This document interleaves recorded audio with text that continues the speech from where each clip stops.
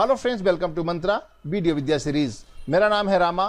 Track output यानी जो भी आप काम करते हैं वो आपको यहाँ पर प्रोग्राम मॉनिटर में दिखाई पड़ता है वीडियो के लिए, और ऑडियो जो होता है तो आपको यहाँ पर सुनाई पड़ता है। जैसा आप देखिए, ऑडियो से सुन के देखिए,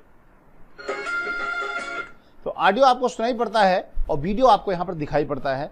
ये इसलिए होता है कि यहाँ पर ये बाय डिफॉल्ट ये सब ऑन होते हैं आउटपुट बटन। लेकिन यदि आप चाहते हैं कि पर्टिकुलर कोई एक ट्रैक का आउटपुट आप यहाँ नहीं देखना चाहते, डिसेबल करना चाहते हैं, या उनका ऑडियो आपको नहीं सुनना चाहते हैं, या उसको बंद करना चाहते हैं टेम्परेरी तौर पर या परमानेंट के तौर पर, तो यहाँ पर एक के सामने सीक्वेंस ट्रैक पैनल एरिया में एक बटन होता है जो आपको वीडियो के लिए आंख का आइकन है और ऑडियो के लिए एम का।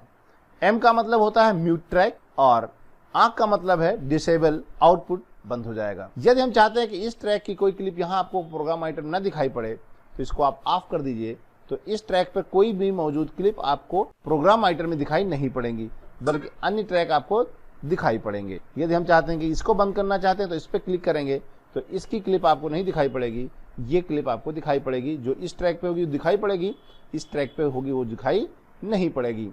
कभी कभी क्या होता है, कुछ ऑप्शंस ऐसे होते हैं जिनको हम टाइमलाइन पर रखना चाहते हैं, कभी कभी हम रेफरेंस के तौर पे यूज करना चाहते हैं, लेकिन उनको हमको देखने की आवश्यकता नहीं होती है, तो उनको हम ऊपर ट्रैक पे रख लेते हैं और उसको ट्रैक को डिसेबल कर सकते हैं।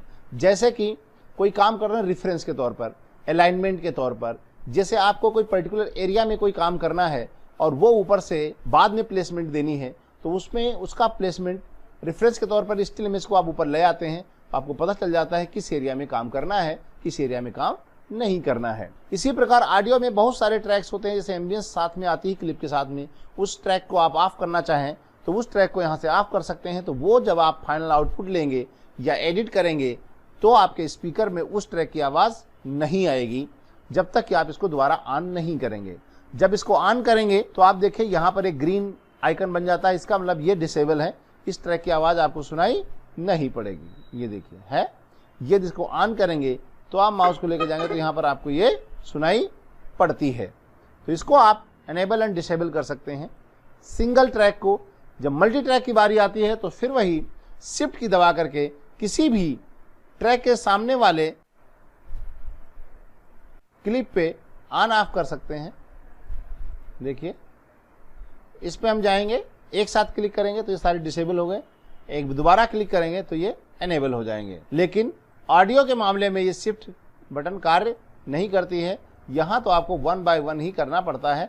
ऑडियो के लिए आपका शिफ्ट बटन कार्य नहीं करेगा म्यूट करने के लिए यहाँ, लेकिन वीडियो में मल्टी ट्रैक्स को ऑफ करना है तो आप सभी बटन्स में से किसी एक आइकन पे क्लिक करें शिफ्ट दबा करके, तो सारे ट्रैक ऑन या ऑफ हो जाएंगे। उसके बाद आपका आउटपुट आएगा या नहीं आएगा ये आप डिसाइड कर सकते हैं।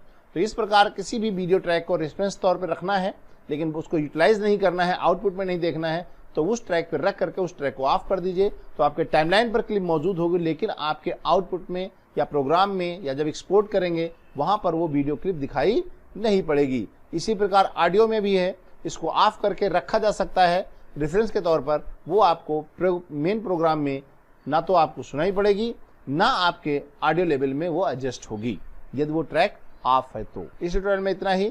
Thank you for watching. तो आप हमारे साथ बने रहिए, देखते रहिए, सीखते रहिए, और अगले वीडियो तक रामा की राम राम।